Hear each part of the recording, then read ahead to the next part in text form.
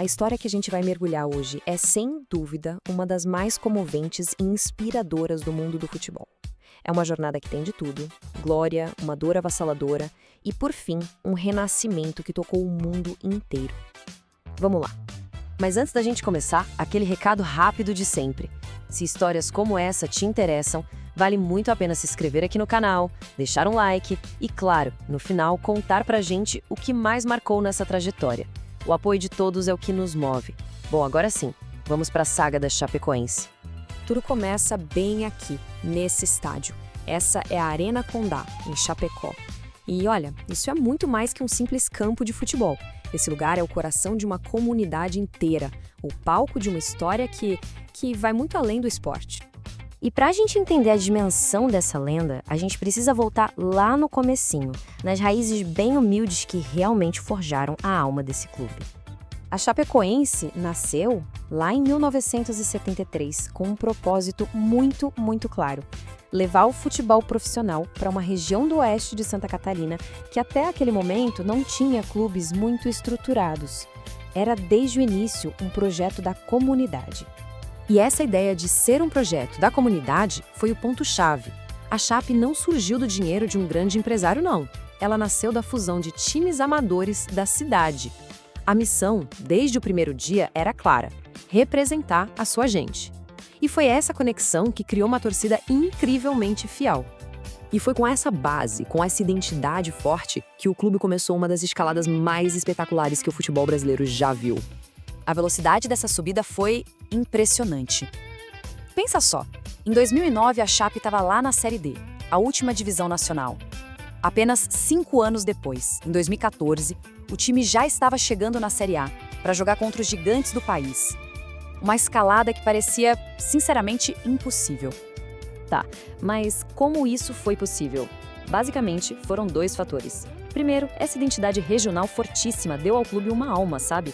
Um apoio que não se abalava. E o outro fator, o catalisador, foi uma reestruturação administrativa e financeira profunda que começou lá em 2007. Isso arrumou a casa, pagou dívidas e profissionalizou a gestão. Foi a mistura perfeita de paixão com organização. E com essa força toda, o time não só se manteve na elite, como em 2016 fez uma campanha histórica na Copa Sul-Americana. Estava a um passinho do maior título da sua história, a um passo da glória continental.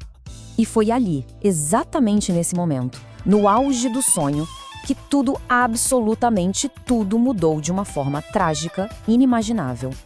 A data é 29 de novembro de 2016. A delegação da Chapecoense, cheia de esperança, cheia de sonhos, estava viajando para Medellín, na Colômbia, para disputar a primeira partida da grande final contra o Atlético Nacional.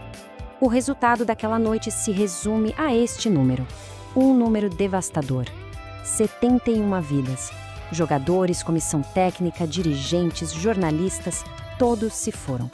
O voo Lamia 20933, que levava 77 pessoas, caiu por falta de combustível. Afinal, que seria o maior momento do clube, nunca aconteceu.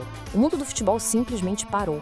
E o nome Chape virou um símbolo global de dor e de solidariedade.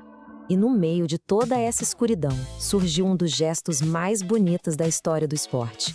O Atlético Nacional, que seria o adversário, pediu oficialmente à Confederação que o título de campeão fosse dado à Chapecoense. Um ato de nobreza, que mostrou o melhor lado da humanidade. Aquela tragédia poderia ter sido o fim, um ponto final, mas a história da Chapecoense estava muito longe de acabar. O clube tomou a decisão mais corajosa possível: continuar. A reconstrução começou imediatamente. Primeiro, a decisão de não parar, que foi tomada ainda em meio ao luto. Depois, um novo time foi montado do zero, unindo os poucos sobreviventes, jovens da base e jogadores emprestados por outros clubes. E nada disso teria sido possível sem o apoio gigantesco que veio de todo o Brasil e do mundo, culminando em vitórias que eram mais que jogos, eram faróis de esperança.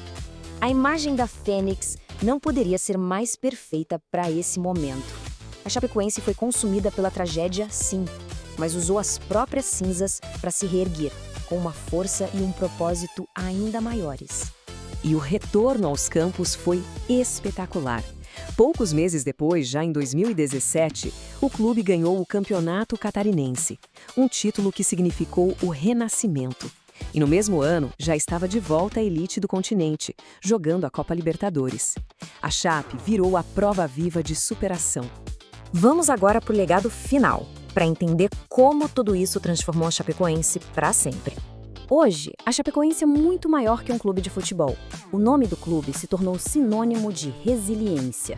Representa a nossa capacidade de encontrar força na dor, de se levantar mesmo diante do que parece impossível. No fim das contas, a jornada da Chape nos deixa uma lição poderosa. Mostra como o esporte e, principalmente, a solidariedade podem transformar a dor mais profunda em um legado de esperança que inspira a todos nós.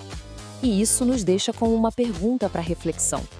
A história da Chapecoense é sim marcada pela dor, mas a sua identidade hoje é definida pela força. E fica essa questão no ar: como uma tragédia tão grande consegue forjar um legado que se torna eterno?